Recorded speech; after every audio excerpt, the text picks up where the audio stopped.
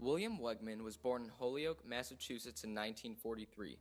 He received a bachelor's degree in fine arts and painting from the Massachusetts College of Art, Boston in 1965. He later received a master's degree in fine arts and painting from the University of Illinois in 1967. He was inspired by many of the surrealists, but also by two radio comedians, Bob and Ray, and late-night television commercials made locally by the owners of used car dealerships and appliance stores. Although he was originally trained in painting, Wegman is best known for his photographic images featuring his own Weimaraners in various costumes and poses and with many different kinds of props. While teaching at California State University in Long Beach, Wegman acquired a dog whom he named Man Ray after the famous photographer and artist. Man Ray would be the most famous of the dogs he portrayed. So famous, in fact, that a popular New York tabloid, The Village Voice, named Man Ray Man of the Year in 1982. Unfortunately, Man Ray died later that year. 4 years later, though, Wegman got a new dog. He named this one Fay Ray, a play on the name of the famous actress. Fay Ray's litter were born in 1989, so Wegman's cast of dogs grew to include a vast number of her offspring: Bettina, Crookie, and Chundo. Later on, their offspring were added: Bettina's son Chip in 1995, Chip's son Bobbin in 1999, and Bobbin's daughter Penny in 2004. With his cast of dogs assembled, Wegman began to write children's books, all inspired by the dogs and their abilities. Some of these include Cinderella, Little Red Riding Hood, ABC, Mother Goose, Farm Days, My Town, Surprise Party, and Chip Wants a Dog. Additionally, Wegman has created film and video works for Saturday Night Live and Nickelodeon. He has also created numerous video segments for Sesame Street, some of which have appeared regularly since 1989. His videos include Alphabet Soup, Fay's 12 Days of Christmas, and Mother Goose.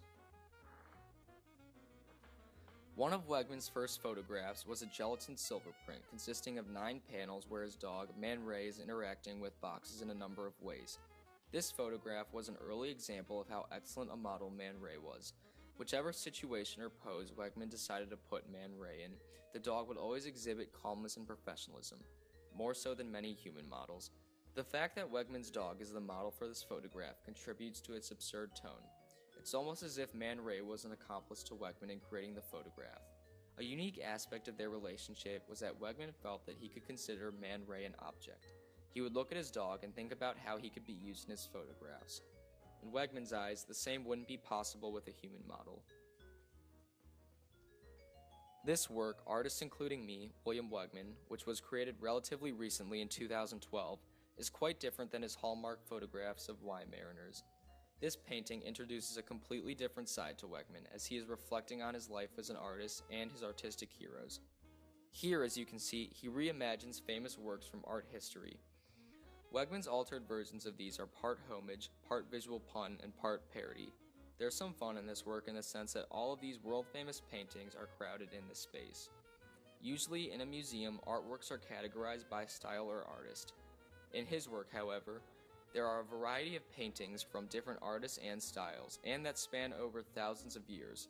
Countries, epochs, and cultures all collide in this space. Among the artistic ancestors to whom he pays tribute are Leonardo da Vinci, Edward Hopper, and Wassily Kandinsky, as well as photographers Carlton Watkins and Edward Muybridge. Apart from photographs and paintings, Wegman's videos are also noteworthy. Many of them are similar to his photographs in the sense that the subject is usually one or more of his Weimaraners. In this video, Wegman is both the director and the prop. It is a characteristically humorous piece. Wegman notes that it proceeds logically from a preposterous premise.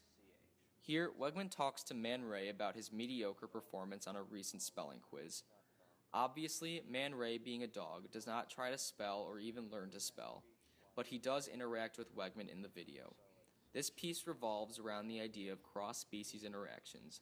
The way in which Wegman and Man Ray are interacting is extremely different than how most people interact with their dogs. That's mainly what makes it humorous.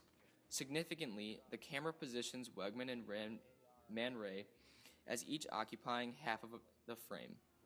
In conjunction with the content, this framing focuses attention on neither man nor dog, but on what occurs between them.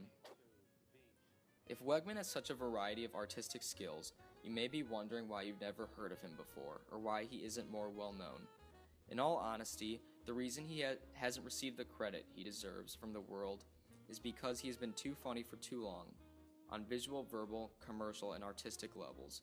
He has been guided by an entertainer's instinct, a flawless comedic sense of everyday ideas and materials. Because of this, many people can't see the serious artist behind the jokester he is.